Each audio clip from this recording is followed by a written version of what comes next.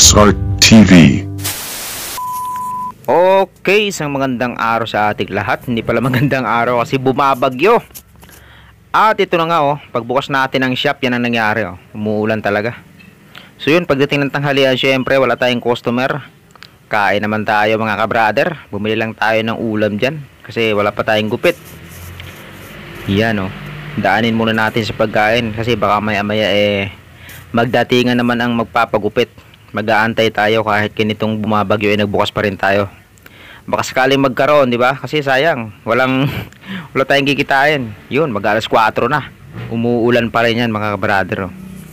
At paggabi nga ito ang nangyari nung pauwi na tayo. Grabe dito sa SM Bacoor yan. Grabe ang tindi ng baha dito mga brother. Yan Yoy, grabe yung motor, tinutulak na lang namatayan niya ng makina, napasukan niya ng tubig sa loob. Yan yung kanto ng sagana yan tingnan nyo naman yan, grabe yung baha.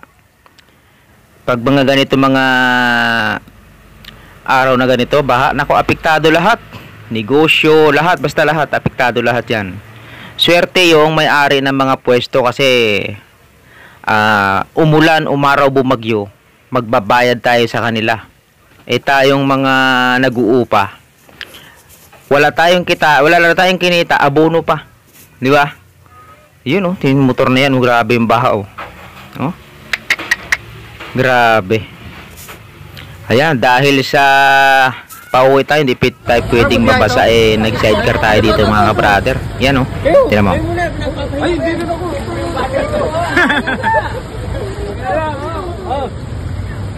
Alika. Ako rin tante. Lapit mo ang konti, butik na yan. Sa part naman na to, ang kumikita dito yung mga ganito mga sidecar na walang ibig na nakalagay, kumbaga yung mismong bike lang.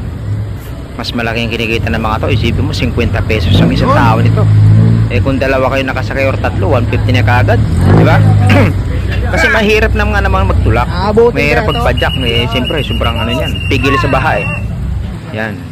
Nung mga time na 2009 yata 2010, sarado ang barbershop na pinapasukan ko talagang gumawa kami ng balsa dito rin malapit sa SM Bacoor.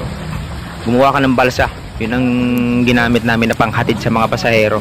Tig 100 naman ang isang tao. Grabe, napakatindi ng baha nun.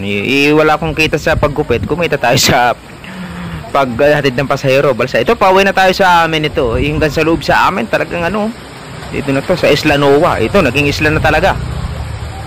Dati Isla Nova lang to na hindi binabaha ngayon nung nag-ulan lang. Konting ulan lang dito, talagang isla ang tawag dito ayan grabe hanggang loob to, hanggang kinabukasan to mga brother, talagang bahang-baha.